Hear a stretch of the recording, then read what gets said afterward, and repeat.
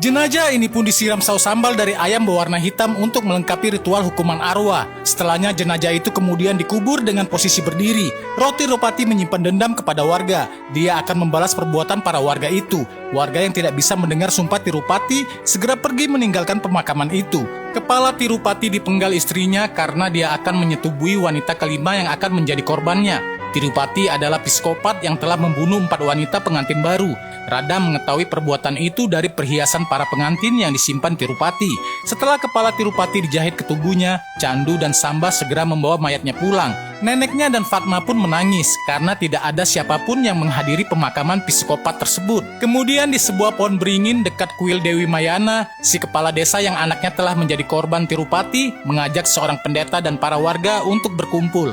Para warga dendam dan ingin agar arwah Tirupati tidak tenang di alamnya. Mereka juga bersumpah agar Tirupati tidak berkesempatan reinkarnasi. Pendeta pun menyarankan agar dilakukannya upacara untuk menyiksa roh Tirupati. Sementara itu di rumah Tirupati, adiknya Candu dan Samba rekannya segera mengangkat jenazahnya. Roh Tirupati memanggil temannya yang tukang jahit untuk membantu dia mengangkat jenazahnya. Namun tidak ada yang bisa mendengar suaranya dan mereka juga tidak berniat membantu seorang psikopat. Saat itu di lubang pemakaman dekat pohon beringin tua, para warga berbondong-bondong mendatangi jenazah Tirupati. Candu bilang ke Mayana kalau kakaknya sudah meninggal dan kakak iparnya Radha sudah dipenjara. Mayana bilang Tirupati telah membuat mereka menderita. Dia pun menyuruh warga mengambil jenazah Tirupati.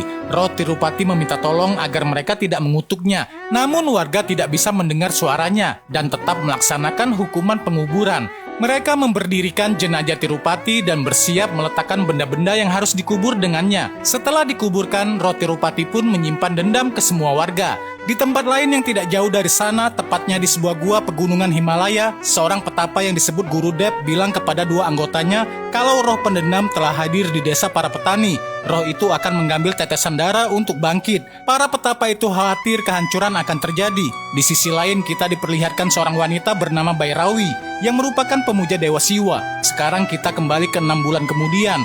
Pernikahan gadis bernama Yamini sedang dilaksanakan di desa Odela. Warga merasa damai kembali. Setelah Tirupati meninggal 6 bulan yang lalu, malamnya pendeta pun pulang dengan motornya mendekati kuburan Tirupati. Sementara itu 4 pria sedang minum di dekat pohon beringin mengajak pendeta bergabung.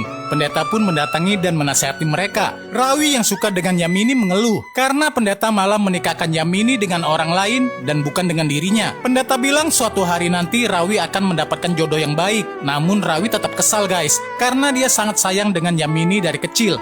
Dia yang mabuk bilang akan menyetubui Yamini, lalu mengkambing hitamkan Tirupati sebagai pemperkosanya. Pendeta memarahi Rawi dan pergi dari sana. Saat akan menaiki motor, pendeta malah kebelet pipis guys. Suara arwah Tirupati tiba-tiba berbicara. Dia seakan-akan membuat pendeta terpengaruh dan mendekat ke makamnya.